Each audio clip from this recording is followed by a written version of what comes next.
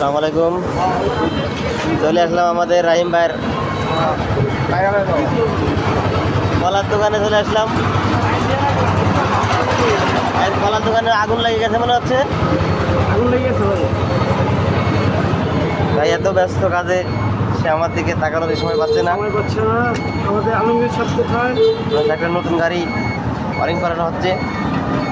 25 মিনিটে একটা ইয়ে দেখলাম। আসসালামু আলাইকুম